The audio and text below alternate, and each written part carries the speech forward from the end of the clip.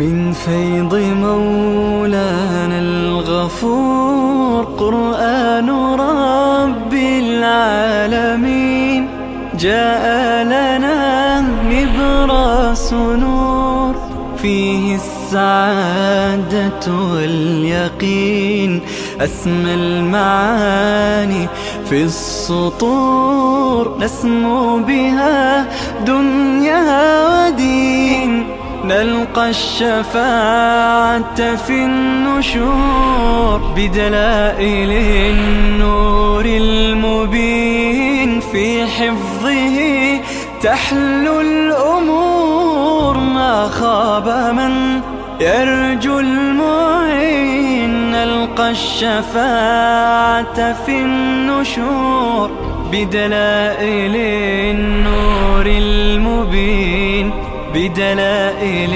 النور المبين.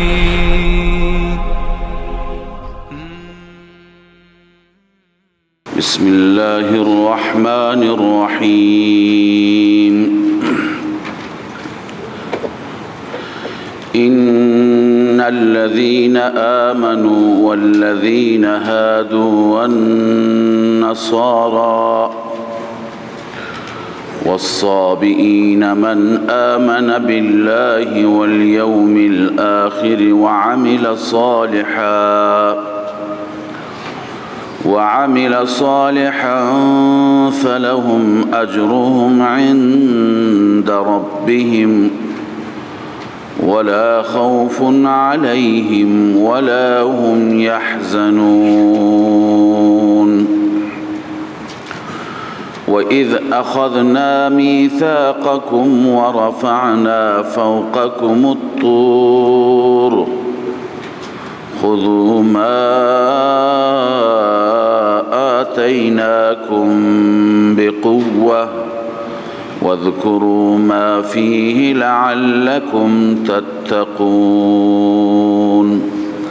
صدق الله العظيم. اللهم صل على سيدنا وشفينا محمد وعلى آله وصحبه أجمعين.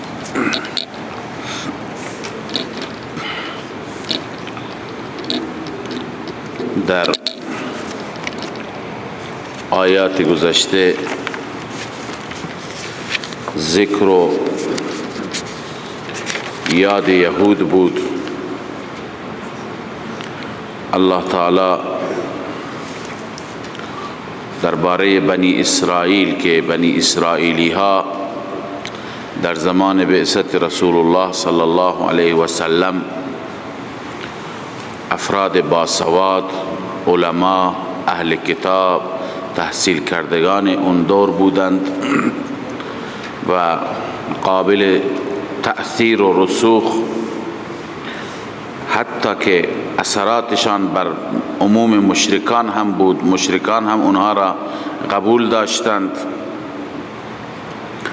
خداوند تعالی در آیاتی که خواندیم و میخوانیم درباره این قوم و مشکلات این قوم سخن میگویند. در درس دیروز عرض کردم که 5 گروه از بنی اسرائیل هستند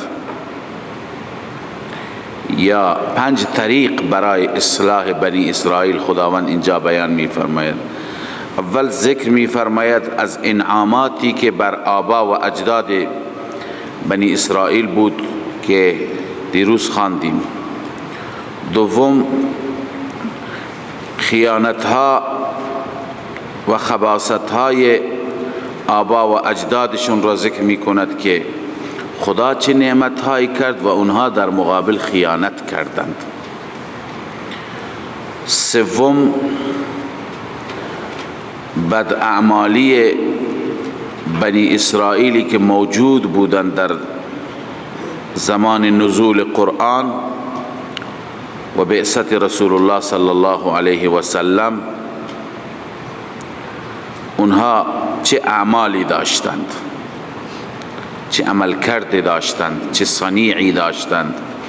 و چهارم ذکر انبیا و قتل انبیا که توسط آبا و اجداد بنی اسرائیل صورت گرفت. و پنجم ذکر تکذیب بنی اسرائیل نبوت رسول الله صلی الله علیه و سلم را، در حالی که قبل از آن حضرت صلی الله علیه و سلم هم دیگر را بشارت میدادند و مژده میدادند برای اینکه پیغمبر آخر الزمان می آید.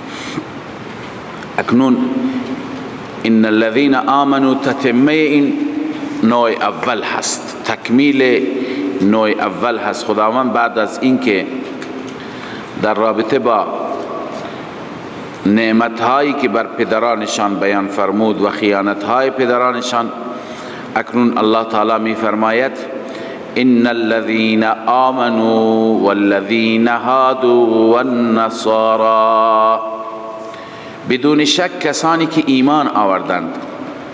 آمنو و ایمان لقب امت محمدیه صلی الله علیه و سلم هست. والذین هادوا لقب امت موسویه هست. والنصارى امت عیسویه. والصابئین امت ابراهیمیه. پس آمنو کسانی که خود را نسبت به محمد رسول الله می دادند، و هادو کسانی که خودشون را نسبت به موسی می دادند، و نصارا کسانی که خودشون را نسبت به عیسی می دادند، و الصابئین کسانی که خودشان را نسبت به ابراهیم علیه السلام می دادند. اذا هر چهار تا را الله ذکر فرمود، معناش اینه که نسبت مهم نیست، عنوان مهم نیست، اون چه که مهم است ایمان و عمل است. لذا الله می فرماید من آمن بالله والیوم الاخر، این خبر این هست. بدون شک کسانی که ایمان آوردند، یهودی شدند، مسیحی شدند، صابئی شدند. من آمن بالله والیوم الاخر، کسی که ایمان به خدا و روز آخرت بیاورد.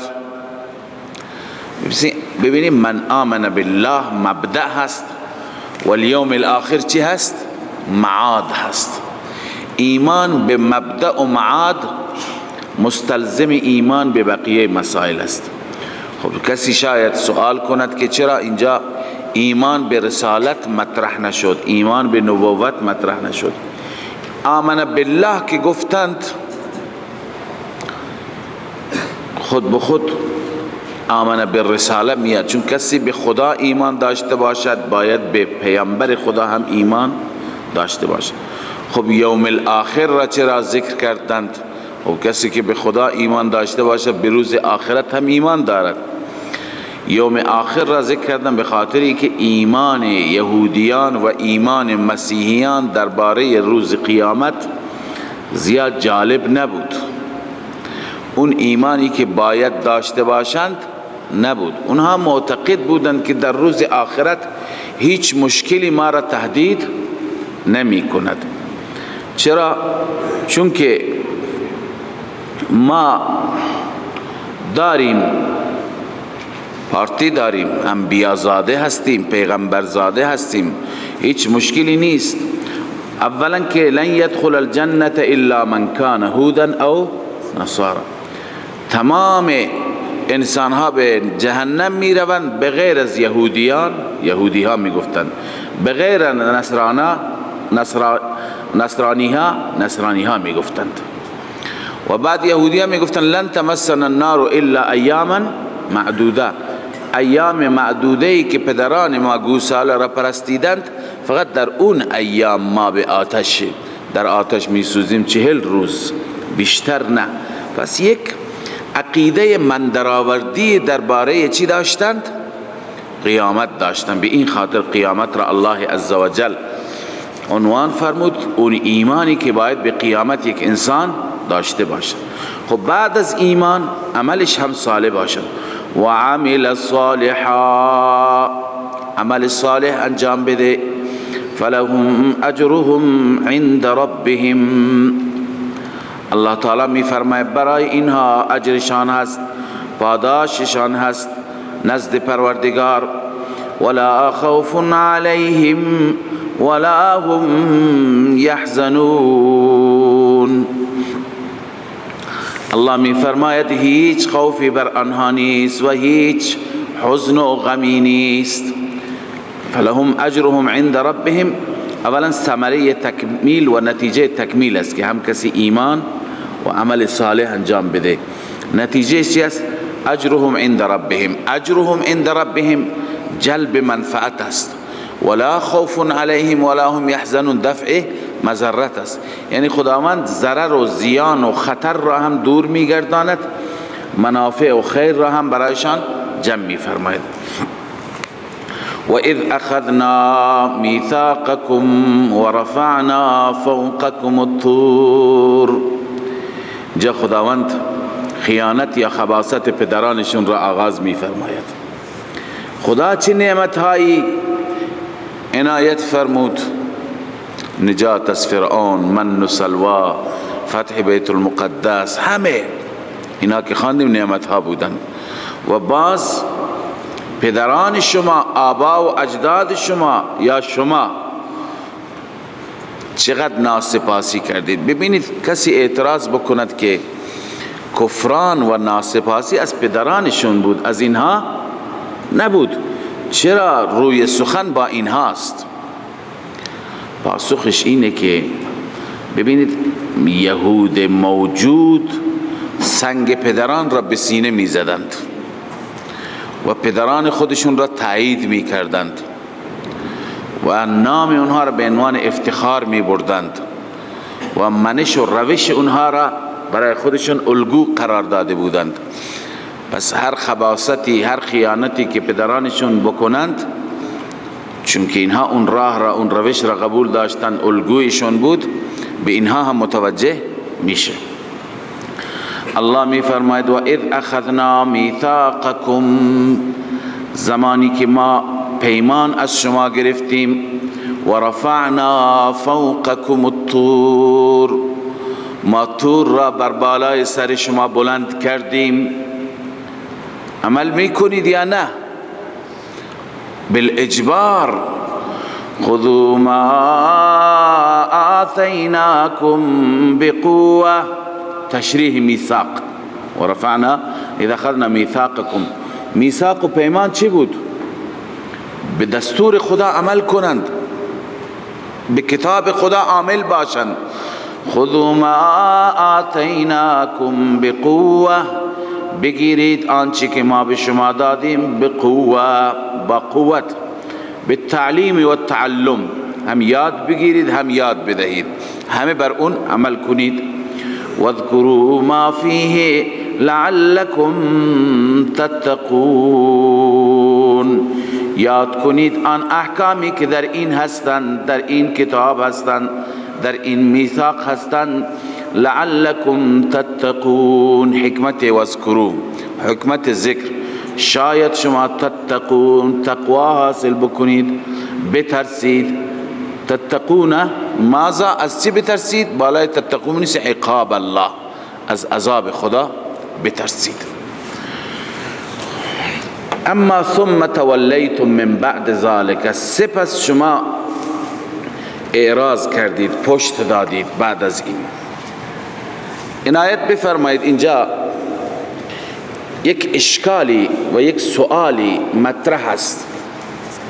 اون اینه که مگر میشه که به زور و بالاجبار کسی را وادار کرد که بیا به دین عمل کن؟ نیست.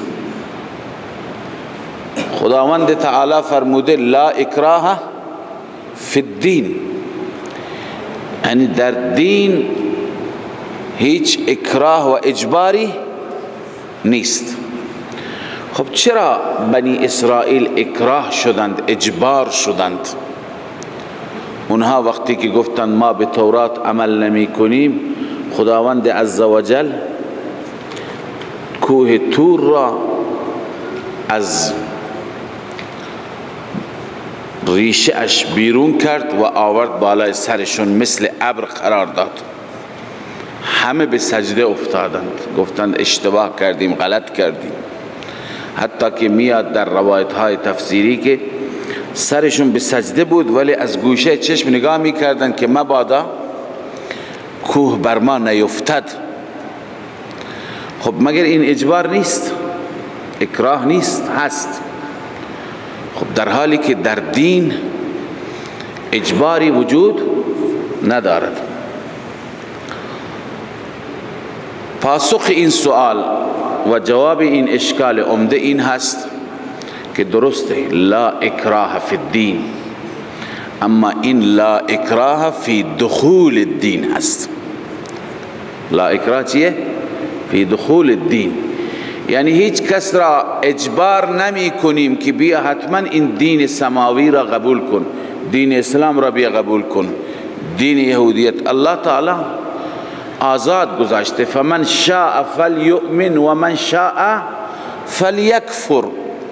هر کسی میخواد ایمان، هر کسی میخواد کفر، ولی کافران بدانند که انا اعتدنا للظالمین نارا. تخویف و تهدید هم هست. پس برای وارد شدن در دین چی هست؟ اختیار است. اما بعد از این که وارد شدی، دین را قبول کردی، چه دین یهود باشد چه دین اسلام باشد، بعد از این که دین را انسان قبول کرد، در دایره آمد، در چهارچوب آمد و قرار گرفت، الان باید قوانین را چی بکند؟ بپذیرد. باید قوانین را بپذیرد. ببینید اصلا قانون تمام دنیا همینه. قانون تمام دنیا همین. شما وارد هر کشوری میشوید، باید قوانین اون کشور را چکار بکنید؟ اجرا بکنید. شما به عنوان مثال از اینجا یه راننده هستید، میری پاکستان. خب شما اینجا در کشور خودتون از طرف راست جاده رانندگی میکنید، اما وقتی اونجا میرید، شما که وارد میشید و مهر بر گذرنامه شما میزنند، دیگه شما خودتون را ملزم میکنید که من در این کشور میام، قوانین این کشور را رعایت میکنم. دیگه نمیتونی مثل کشور خودت از راست رانندگی بکنی، از طرف راست. اونجا باید طبق قوانین اونها باشی، باید از جانب چپ جاده چی بکنی؟ رانندگی بکنی. خب ببین، مجبور نیستی قوانین اونجا را تا زمانی که وارد کشور نشدی عمل کنی، اما وقتی که وارد کشور شدی مجبوری که چیکار بکنی؟ عامل باشی. یک اروپایی، یک غربی، یک غیر مسلمان که حجاب ندارد، خب وقتی که وارد کشور ما میشه، با توجه به اینکه از قوانین و دستورات این کشور چی است؟ حفظ حجاب. وقتی که زن غیر مسلمان میاد اینجا وارد که میشه، باید قوانین را اجرا بکنه، باید روسری سرش باشه. متوجه هستید؟ شما الان وارد پادگان نشدید، وارد سربازخانه نشدید، موهایتون افتاده تا شانه، اما بعد از این که وارد شدید، ثبت نام کردی برای سربازی، باید چیکار بکنی؟ قوانین اونها را رعایت بکنی، باید ماشین بزنی، اصلاح بکنی. پس هر کسی وارد هر مجموعه میشه، وارد شدن اجبار نیست، اما بعد از این که وارد شد قوانین را رعایت کردن چیه؟ اجبار است. پس وارد دین اسلام شدن اجبار نیست. فمن شاء فلیؤمن و من شاء فلیکفر. وارد دین یهود شدن اجبار نیست، اما بعد از این که وارد شدی باید عمل کنی. نمیتونی بگی نه من مسلمان هستم ولی نمازش را نمیخوانم، این سخته. نه، حکومت شما را مجبور میکنه که باید بعد از این که وارد اسلام شدی باید دستورات را رعایت کنی. من مثالی عرض میکنم، مثال خوبی هست، بهتر میفهمید، از کتاب الازکیه هست غالبا. میگن که یکی از قضات بود، قاضیای مسلمان، بسیار آدم زبر و زرنگی بود، آدم ذکی بود. دوستی داشت مسیحی. این مسیحی با مسلمانان خیلی رفت و آمد داشت. این مسیحی یک روزی با دوست مسلمانش گفت، با اون قاضی گفت خیلی اسلام را دوست دارم، همه چیزش را دوست دارم، دلم میخواد مسلمان بشم، ولی یک چیز مانع هست. گفت چیه؟ گفت که من معتاد شرابم، معتاد خمر هستم، معتاد شراب هستم، لذا اگر مسلمان بشم و بعد شراب بخورم برای من مشکل میشه، ضرب شلاق میخورم. خب این قاضی مسلمان تدبیری بکار برد، زرنگ بود. گفت ببین قاضی منم، شما مسلمان باش، بعد من کاری بهت ندارم، اجرای قانون به دست من است، بقیه محاسن را که دوست داری از اسلام قبول بکن، این یکی من کاری برات میکنم، فکری برات میکنم. خب اون خوشحال شد که مشکلش حل شد، مسلمان شد. لا اله الا الله محمد رسول. من گفت از این به بعد مسلمان. ببین با اختیار خودش آمد. بعد از اینکه مسلمان شد، الان قاضی مسلمان بهش گفت میدونی چیه؟ ما اختیاری نداریم که دستورات خدا را چی بکنیم؟ دستورات خدا را به هر حال از طرف خودمون لغو بکنیم، نسخ بکنیم، نادیده بگیریم. نه، ما ملزم هستیم. لذا از این به بعد مواظب باش. اگر شراب خوردی 80 ضرب شلاق، اگر به دین مسیحیت برگشتی مرتدی، کشته میشه، قتل میشه. الان مند که چیکار بکنه؟ اگر شراب بخورد که شلاق میخوره، اگر برگردد مرتد است، کشته میشه. لذا همونطور مسلمان ماند. الان منظور اینه که ببینید وارد که شده با اختیار خودش وارد شده، اما بعد از اینکه وارد شده الان چی هست؟ مجبور است که چی؟ دستورات را بپذیرد، دستورات را اجرا بکند. پس وقتی که یهود به موسی علیه السلام ایمان آوردند، الان باید چیکار بکنند؟ باید به تورات هم عمل بکنند. اگر عمل نکنند خداوند کوه طور را می آورد بر سرشون، یلا عمل کنید. پس لا اکراه فی الدین چی است؟ در دخول دین هست، نه اینکه به دین داخل شده الان میگه عمل نمی کنم. نه خیر، چه کاره هست؟ اسلام از خودش دستوری دارد، باید عمل بکند. الله می فرماید وَإِذْ أَخَذْنَا مِيثَاقَكُمْ وَرَفَعْنَا فَوْقَكُمُ الطُّورَ. یاد کنید زمانی را که ما پیمانتون را گرفتیم و کوه طور را بر بالای سرتون قرار دادیم. خذوا ما آتیناکم، بگیرید آنچه که ما به شما دادیم، بقوت، با قوت. واذکروا ما فیه، یاد کنید آنچه که در این تورات هست. لعلکم تتقون، شاید شما بترسید از عقاب الهی، از عذاب الله. اما بیان مرض اینجا ثم تولیتم بنویسید، بیان مرض یعنی تولی، پشت دادن. ثم تولیتم من بعد ذلك، سپس شما روی گردانی کردید، اعراض کردید بعد از این. خب اعراض که کردن، چرا خدا عذابشون نداد؟ لطف الله بود. الله می فرماید فلولا فضل الله علیکم و رحمته، اگر نبود فضل الهی بر شما و رحمت الهی. فضل الهی بنویسید بالامهال و التأخیر. اگر خداوند فضل نمی کرد با مهلت دادن و تأخیر دادن شما، خب لعذبکم، اگر خدا فضل نمی کرد، این لعذبکم جزا هست، شما را چی می کرد؟ شما را عذاب می داد. اما لکنتم من الخاسرین، این ثمره تولی هست، نتیجه تولی هست. ثم تولیتم، خداوند می فرماید لکنتم من الخاسرین، بودید شما از زیانکاران. من الخاسرین بنویسید فی الدنیا و الاخره، در دنیا و آخرت شما از زیانکاران. ولقد علمتم الذین اعتدوا. خب این خباثت اول آباء یهود و اجداد یهود بود که اونها به تورات عمل نکردند. خباثت دومشان حیله بازی، نیرنگ، حیله به کار بردن برای چیزهایی که خداوند حرام قرار داده، مرتکب حرام می شدند اما با حیله. حیلهشون چی بود؟ حیلهشون اینه که اونها برای اینکه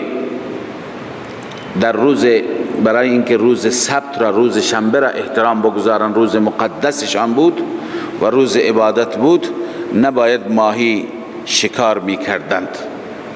اما اونها چیکار کردند؟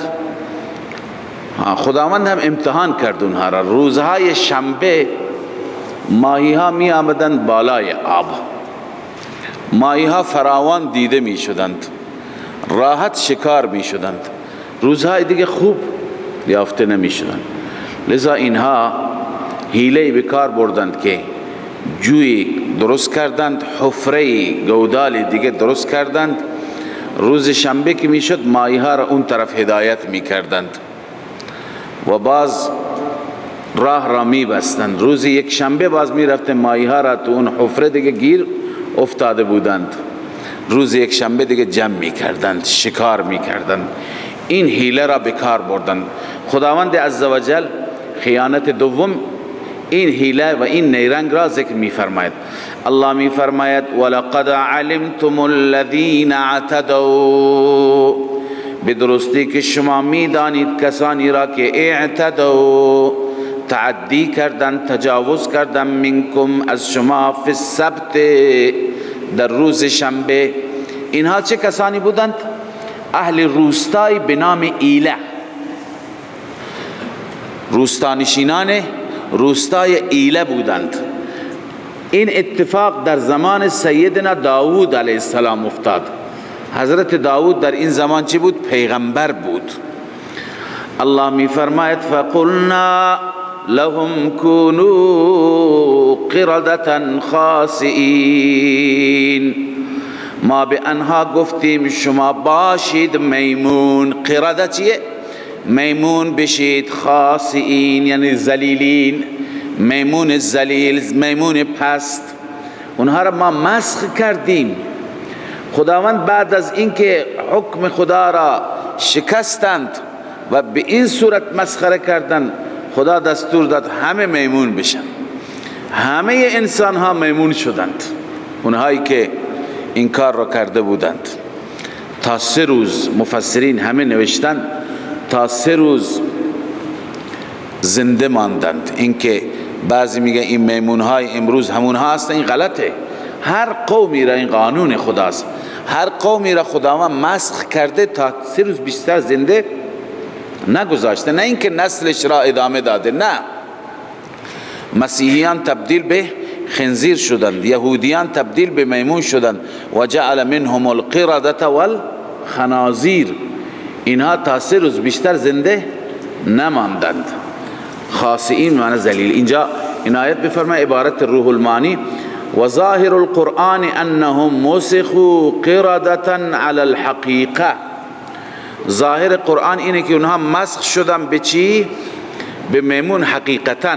چون شاید بعضی بگویند که حقیقتا نبود، خدا میگه میمون بشید، یعنی یک نوع تحقیری هست. مثلا در عرف ما، در اصطلاح ما، کسی که خیلی کودن باشه میگن گاو. این معنیش نیست که خودش حقیقتا گاوه. یا مثلا کسی که خیلی درنده صفت باشه بلا تشبیه میگن سگ. یا مثلا صفتی دیگه داشته باشه میگن الاغ. خب این صفات که میگن یعنی تبدیل نشده، مثل اون شده. خب بعضی مفسران میگن شاید خداوند این نسبت را بهشون داده. علامه آلوسی میگه نه، انهم مسخوا قردة على الحقیقه. اونها حقیقتا تبدیل به چی شدند؟ میمون شدند. و علی ذلك جمهور المفسرین و هو الصحیح. جمهور مفسران همین دیدگار دارند و صحیح هم همینه. اما بعد از اینکه تبدیل به میمون شدند چقدر زندگی کردند؟ ولم یعیشوا اکثر من ذلك من 3 ایام. ولم یعیشوا اکثر من 3 ایام. از 3 روز هم بیشتر زندگی نکردند، بعد از مردند. خب الله تعالی به اونها گفت کونوا قردة خاسئین. الله می فرماید فجعلناها، ما قرار دادیم این داستان را یا این عقوبت را، این عذاب را، نکالا لما بین یدیها، فجعلناها تلك العقوبه، نکالی، عبرتی، درسی، لما بین یدیها و ما خلفها، برای اون امتهایی که در اون زمان بودند، و ما خلفها، اونهایی که پشت سر بودند، یعنی امم بعدی که میان، و موعظه للمتقین، و این را ما موعظه قرار دادیم برای متقیان. موعظه قرار دادیم برای متقیان. ببینید عنایت بفرمایید، نکته میخوام عرض کنم که مقایسه یهود با امت رسول الله صلی الله علیه وسلم. بس امت رسول الله اولین این امت و آخرین این امت، یعنی در واقع یهود را ببینید که چگونه حیله و نیرنگ بازی کردند. امت رسول الله را که در صدر بود، یعنی صحابه رسول الله، اونها را ببینید وضعیتشون چی بود. الان این امت که امت آخر الزمان هست و امروز که ما هستیم، ببینیم چقدر خوب و عادت یهود در میان ما و مردم ما اثر کرده. عیناً مثل همین امتحان و آزمایشی که برای یهود بود، برای صحابه رسول الله صلی الله علیه وسلم هم بود. خداوند دستور داد به صحابه که لا تقتلوا الصید و انتم حرم، شما در حالت احرام هستید، اجازه ندارید که شکار بکنید. شکار برای شما چیه؟ حرام است. میخوانیم انشاءالله در سوره مائده. خب بعداً صحابه وقتی که میرفتن برای، و میدونید اون زمان چیزی نبود برای خوردن، اگر کسی شکاری گیرش می آمد دیگه چند روز شکمش سیر بود. مثل امروزه که این همه نعمت هست نبود.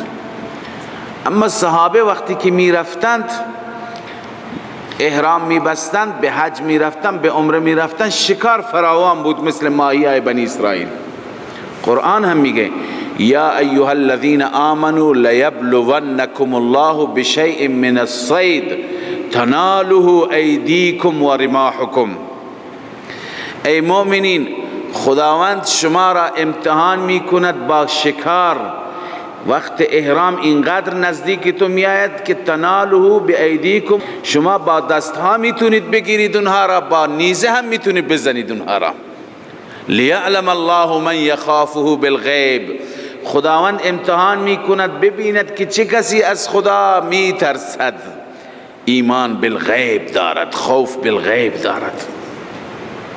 اما قربان ایمان صحابه رسول الله صلی الله علیه و سلم، اینها حرکتی از خود نشان ندادند. کوچکترین حرکتی کسی از اونها ندید. یک مورد هم نیست که اینها در حالت احرام یک نفر بیاد و حیوانی را شکار بکن. پس بنی اسرائیل در امتحان خودشان مردود شدند، ناکام شدند. صحابه رسول الله چی شدند؟ مقبول شدند. اما امروز ماها که جز همون امت هستیم و خودمون را متبعین و پیروان صحابه میدانیم، متاسفانه ناکام شدیم. امروز مردم در حالی که میدانند که ربا حرام هست، سود حرام هست، با حیله هایی که بانک ها و اهل بانک ها درست می کنند، با حیله های مختلفی تجارت ربوی می کنند، قرض های ربوی می گیرند و معاملات ربوی می کنند. در بنگاه ها معاملات ربوی خیلی رواج دارد. با حیله به هر حال روی هر وامی، روی هر دینی میبینیم که چقدر پول میکشن. مثلا ماشین قیمتش 100 میلیون هست، آقا میخواد بگه که به من 100 میلیون تومان وام بده، من به یک ماه دیگه 2 ماه دیگه 120 میلیون تومان میدم. خب میگه این تو ربا هست. میگه این ماشین را به من بفروش. به چقدر میفروشی؟ 120 میلیون تومان.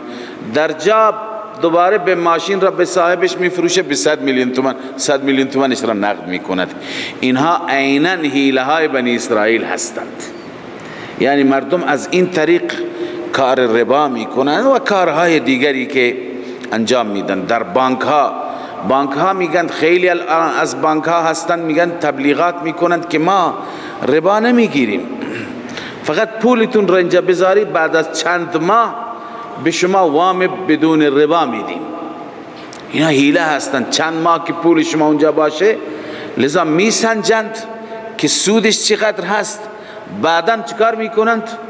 همون اندازه که اونها سودش را میسنجند، درصد 18% و 22% که مروج هست در بانک ها، بعد از 4 ماه میبینید، بعد از 6 ماه به شما یک وام میدن. این وام معادل با همین سودی که از پولهای شما اونها به دست آوردن.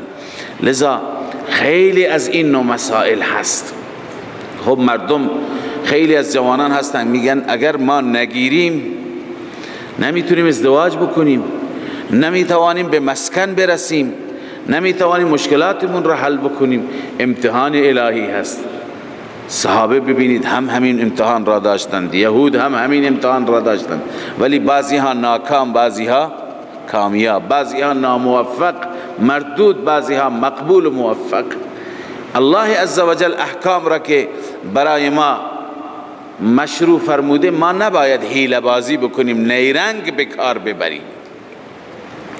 لذا الله می فرماید که فجعلناها نکالا لما بین یدیها، ما قرار دادیم اون عقوبت را عبرتی برای اون انسانهایی که بین یدیها جلویشون بودند، یعنی در اون زمان حضور داشتند، و ما خلفها من الامم، اون امت هایی که پشت سر می آیند، و موعظة للمتقین، و همچنین این را موعظه قرار دادیم برای متقیان. وَإِذْ قَالَ مُوسَى لِقَوْمِهِ إِنَّ اللَّهَ يَأْمُرُكُمْ أَن تَذْبَحُوا بَقَرَةً. یاد کنید زمانی را، خباثت سوم و خیانت سوم آبا و اجداد یهود. یاد کنید زمانی را که قال موسی لقومه، موسی به قومش گفت إِنَّ اللَّهَ يَأْمُرُكُمْ أَن تَذْبَحُوا بَقَرَةً. بدون شک الله عزوجل شما را امر می کند که شما بکشید گاوی. شما گاوی بکشید. حکم الله عزوجل به ذبح بقره. قالوا اتتخذنا هزوا، آیا ما را مسخره کردی؟ ما را به عنوان مسخره گرفتی؟ موسی علیه السلام چی گفت؟ قال اعوذ بالله ان اكون من الجاهلین، پناه به خدا از این که من باشم از جاهلان. من جاهل نیستم. جاهله که مسخره میکنه، من واقعیت میگم، جدی میگم. ببینید، توجه بفرمایید که اینجا شأن نزولی دارد این آیات. من اون شأن نزول نه، بلکه جریانی که این آیات به اون جریان اشاره می کند و داستانی که اون را خدمت شما عرض می کنم. اما قبل از اینکه عرض می کنم بگم که اینجا مفسرین با هم اختلاف دارند که اصل داستان چی بوده. ببینید بعد از رکوع هست و اذ قتلتم نفسا فادارأتم فیها، اون اشاره به داستانی می کنند. عامه مفسرین، عموم مفسران معتقدند که اول داستان اونجا ذکر شده. اینجا که این آیه را ما خواندیم و آغاز کردیم، این آخر داستان است. در بنی اسرائیل کسی بود سرمایه‌دار، سرمایه داشت، وارث دیگری نداشت، تعدادی پسرمو داشت که اگر این آقای سرمایه‌دار می‌مرد پسر اموها چی می شدند؟ وارثش می شدند. خب پسر اموها منتظر بودن بمیره، نمرد. یک شبی به او حمله کردند و شبانگاه او را کشتند و روز بعد لذا گریه و فریاد سر دادند که پسر اموی ما را کشتند و همه مردم جمع شدند که چه کسی این را کشته. ناراحت بودند، پریشان بودند، تا اینکه سیدنا موسی در زمان حضرت موسی بود. سیدنا موسی علیه السلام تشریف آوردند، حضور پیدا کردند. خداوند به ایشون گفت، به موسی علیه السلام گفتند که اگر میخواهید که بدانید که قاتل کی هست، یک گاوی بکشید و بخشی از گوشت گاو را به این بدن این بزنید، تماس بدید، این زنده میشه، قاتلش را میگه. خلاص موسی علیه السلام دستور داد گاوی بکشند. سوره بقره به همین خاطر میگویند گاوی بکشند. گاو را گفتند چه گاوی باشد؟ موسی گفت چنین گاوی باشد. بعد گفتند چه رنگی باشد، چه شرایطی، چه اوصافی. همینطور وقت گذراندند. در روایت های تفسیری میاد که 40 سال طول کشید تا اینکه این گاو، آخر گاو را پیدا کردند، با همون شرایط گاو را کشتند، بخشی از بدن گاو را به اون میت زدند. میت بلند شد، معرفی کرد، گفت پسر امو مرا کشته و دوباره مرد. اون افشا شد. ببین عموم مفسران اینطور میگویند، اما شیخ حسین علی رحمه الله میگه نه، این دو تا جریان جداگانه هست. و اذ قال موسی لقومه ان الله یأمرکم ان تذبحوا بقره، این جداگانه هست. و اذ قتلتم نفسا فادارأتم جداگانه هست. خداوند به بنی اسرائیل دستور داد که گاو بکشند. چرا گاو را بکشند؟ نه اینکه مردی کشته شده بود، مردی مرده بود، بلکه این قوم در واقع اعتقادشان خراب بود. در دل اونها و در ریشه اعماق قلب اونها محبت گاو جای گرفته بود. گاو به عنوان یک معبود، به عنوان یک مقدس، امروز هم خیلی از مردم دنیا دارند، هندوها دارند و اقوام دیگه دارند. مشرکین مکه هم همین اعتقاد را داشت. اشرب فی قلوبهم العجل. اصل وقتی که تاریخ را میخوانیم، بنی اسرائیل در مصر زندگی میکردند. مصری ها و قبطی ها که قوم فرعون بودن، اونها هم گاو پرستش میکردند، بنی اسرائیل نمیکردند. اما بعد از اینکه سامری آمد، گاو را اینها میدیدن که اونها پرستش میکردن. محبت گاو و عظمت گاو با توجه به همسایگی این قوم خود به خود در دل اینها جای گرفته بود. بعد از اینکه سامری فریب داد و زیورالات را به شکل گاو درست کرد و گفت که این خدای شما هست، از قبل زمینه هم بود، محبت بود، لذا اینها به سجده افتادند و به اعتکاف اطراف گوساله طلایی.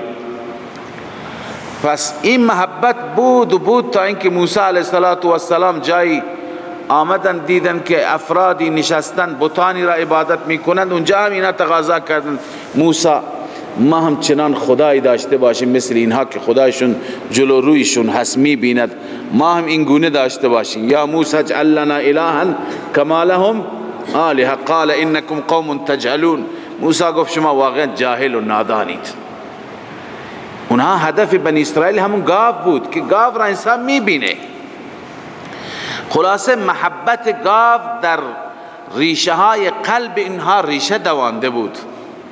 خداوند میخواست که گاو را توهین بکند، گاو را بی ارزش نشان بده. گفت بعد از این که توبه کردند و عبادت کردند، گوساله را هم دیگر را کشتند، دستور فرا رسید که باید گاوی بکشید تا اینکه معلوم بشه که خدا نیست، اعلام بشه عملا که این که ذبح میشه این خدا نیست. مولانا حسین علی میفرما به این خاطر اونها دستور داده شدن که چی؟ گاو را بکشن. خب گاو گفتن چه گاوی؟ ابن عباس عبارتش را میخوانم.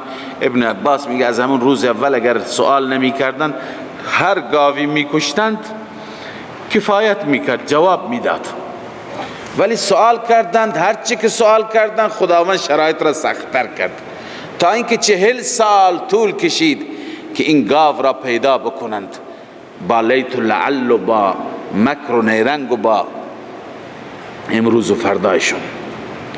پس گاو را کشتند. گاو را که کشتند خداوند حکم خدا اجرا شد. حکم خدا چی شد؟ اون جریان یک جریان دیگری هست.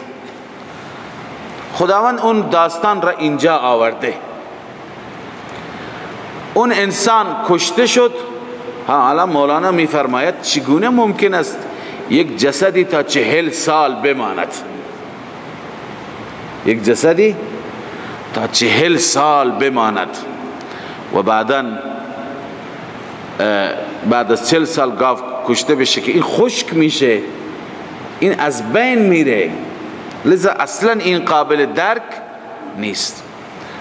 خب اون جریان که اتفاق افتاد، اون انسان وقتی که کشته شد توسط پسرعمو، اونجا هست خداوند میفرماید فقل نضربوه ببعضها، ما به اونها گفتیم بزنید او را ببعضها، با بعضش، با بعض، الان مفسرین دیگه میگن با بعض گاو، با بخشی از گوشت گاو، ولی مولانا حسین علی میگه نه ببعضها، یعنی بعضی بدنش را با بعضی، یعنی به وسیله دستش بزنید به قسمت دیگری از بدنش، دست خودش خود به خود زنده میشه. متوجه شدید؟ این دو تا نظر دیگری مثل علامه آلوسی هست که این قصه گاو را قبول ندارن به این شکل که عامه مفسرین میگن. اینها میگن شاید اینطور بوده که دستور گاو جداگانه صادر شده، به بنی اسرائیل گفته شده که شما گاو را بکشید، طول کشید امروز و فردا تا اینکه سالهای سال آخر گاو را کشتن. گاو را که کشتن اون مسئله قتل این روزها اتفاق افتاد. مسئله قتل چی شد؟ اتفاق افتاد. الان گفته شد که بخشی از گاو را بهش بزنید، فقل نضربوه ببعضها، او را بزنید با بعضی از گاو، با بعضی از گاو بزنید، اون چی میشه؟ زنده میشه. و این نظر علامه آلوسی است، این را به صورت شاید و لیت العل میگوید. ولی بنده خدمت شما عرض میکنم که این نظر هم زیاد به ذهن نمیاد، به دل نمیخورد. نظر شیخنا حسین علی رحمه الله واقعا نظر خوبی هست. به چه دلیل؟ ببینید خداوند چرا دستور داد که گاو را بکشید؟ تا نشان بده که گاو چی هست؟ گاو باید توهین بشه، ذلیل بشه، خدا نیست. گاو کاری نمیتونه بکنه. خب طبق نظر مفسران و طبق نظر آلوسی اگر به وسیله گاو این زنده بشه، پس گاو هست که مرده را زنده می کند. کرامت گاو ثابت شد یا نشد؟ اون هدفی که از کشتن گاو بود اون هدف برآورده نشد. این را بنده عرض می کنم، نظر بنده هست که اگر ما بیاییم طبق تفسیر مفسران تفسیر بکنیم یا طبق تفسیر آلوسی تفسیر بکنیم، پس معجزه‌ای برای گاو داریم ثابت میکنیم، کرامتی برای گاو داریم ثابت میکنیم که به وسیله گاو مرده زنده میشه، در حالی که نه خیر. الله عزوجل آورده که نشان بده در گاو هیچ تأثیری نیست، هیچ تقدسی نیست، هیچ الوهیتی وجود ندارد. باید او را کشت. باید او را چی کرد؟ کشت. یعنی چه؟ یعنی محبت اون را که غیر الله هست از دل بیرون کرد. بس وقتی که اون مرده زنده بکنه دوباره محبتش چی میکنه؟ برمیگرده. متوجه شدید؟ بنابراین ما معتقدیم این داستان چیز دیگه هست.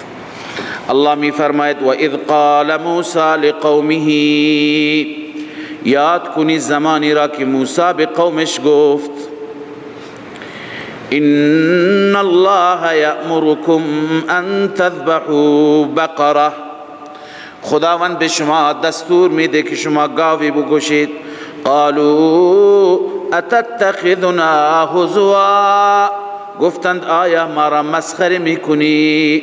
موسی گفت قال اعوذ بالله، پناه به خدا، ان اکون من الجاهلین، این که من از جاهلان باشم.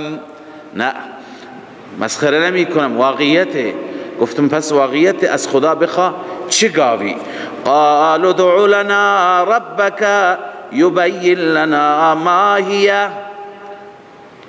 بله این استفسار اول است، سؤال اول است.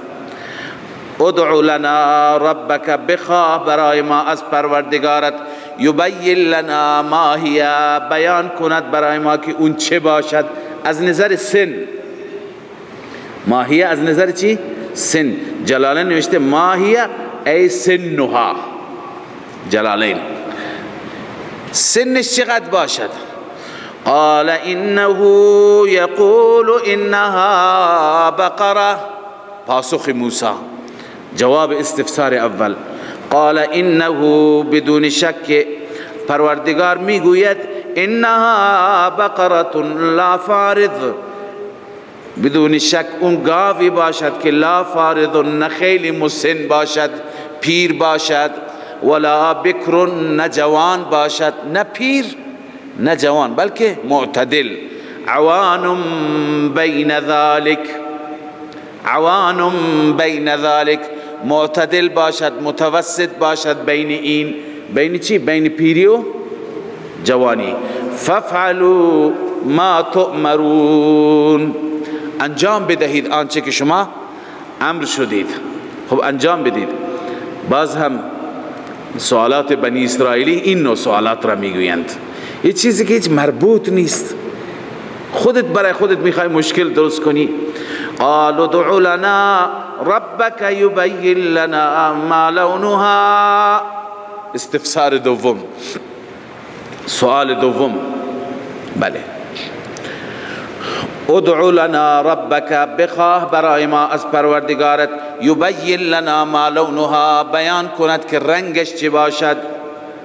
قال انه یقول انها بقره صفراء، موسی گفت بدون شک الله میگوید انها بقره صفراء، بدون شک اون گاوی باشد زرد رنگ. فاقع لونها تسر الناظرین، خالص باشد رنگش. فاقع لونها یعنی زرد باشد، خط و خال داشته نباشد، خالص باشد رنگش. تسر الناظرین ای تعجبهم، تماشاگر را خوشحال بکند. کسی که تماشاش بکند، بیننده را، کسی که او را ببیند لطف ببرد، کیف بکند، از دیدنش تعجب بکند. خب این دو مسئله حل شد. باز سوال سوم، قال ادع لنا ربک یبین لنا ما هی، استفسار سوم. باز هم سوال بکن برای ما که از ربت ماهیت چی باشد، یعنی صفتش چی باشد، چه نوع گاوی. گاوها داریم که در رمه هستند میچرند، گاوها داریم که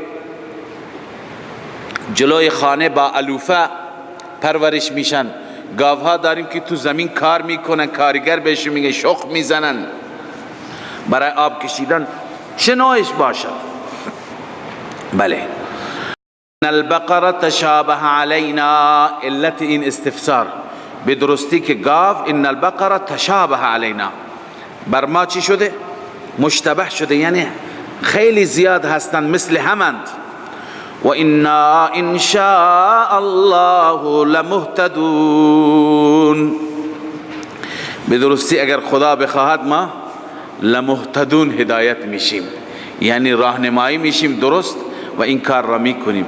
مفسران گفتند اگر این انشاء الله را نمیگفتند هیچ وقت توفیقیشون نمیشد. به برکت انشاء الله خداوند آخر توفیق داد که گاو را بکشند. قال انه یقول، موسی علیه السلام گفت بدون شک الله میگوید انها بقره، این گاوی باشد که لا ذلول تثیر الارض، نه کارگر. ذلول گاوی را میگن که به هر حال ذلت و سختی برداشت میکند، کار میکند، نه چنان کارگری که تثیر الارض زمین را شخم بزند. ولا تسقی الحرث، و نه اون که حرث را و کشت را آب میدهد. گاوها هستن اون را به چاه میبندند، به چرخ میبندند و آب میده. بلکه مسلمتون، سالم باشد، ای بریئت من العیوب. معالم التنزیل چی نوشته؟ بریئت من العیوب، از عیوب چی باشد؟ پاک باشد. لا شیئة فیها، هیچ رنگی در او نباشد، هیچ عیب و رنگی خالی توش نباشد. وقتی که همه اوصاف را موسی گفت، قالوا الان جئت بالحق، اکنون حق را گفتی. جئت بالحق یعنی حقیقت را گفتی، حقیقت را آوردی و گفتی. الله تعالی می فرماید جئت بالحق اظهرت حقیقت ما امرنا به. روح المعانی، اظهرت حقیقت ما امرنا به، حقیقتی که خدا ما را امر کرده ظاهر کردی. لذا می فرماید فذبحوها، گاو را ذبح کردند، و ما کادوا یفعلون، نزدیک نبود این کار را بکنند، ولی خلاصه آخر کردند. به برکت چی بود؟ انشاء الله بود. خب اینجا عبارت ابن عباس را هم بخوانم که قال ابن عباس، ابن عباس میگه لو ذبحوا ای بقرة، اگر هر گاوی میکشتند لاجزأتهم، کفایتشون میکرد. هر گاوی میکشتند چی؟ کافی بود. ولكن شددوا على انفسهم، اونها خود بر خود سخت گرفتند. فشدد الله تعالی علیهم، خدا هم بر اونها چی کرد؟ سخت گرفت. روح المعانی، خودشون سخت گرفتن، اونها هم خدا هم سخت گرفت. صدق الله مولانا العظیم.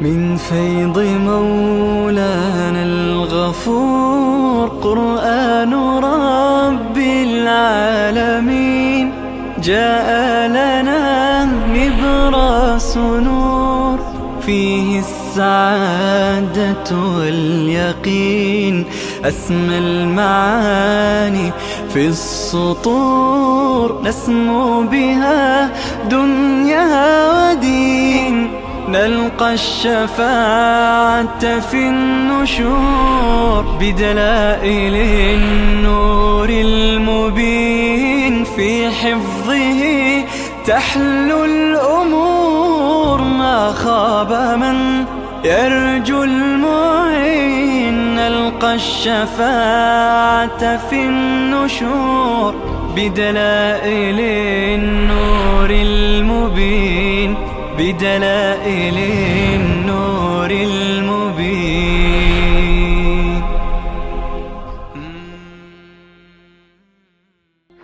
من فيض مولانا الغفور قرآن رب العالمين، جاء لنا نبراس نور فيه السعادة واليقين.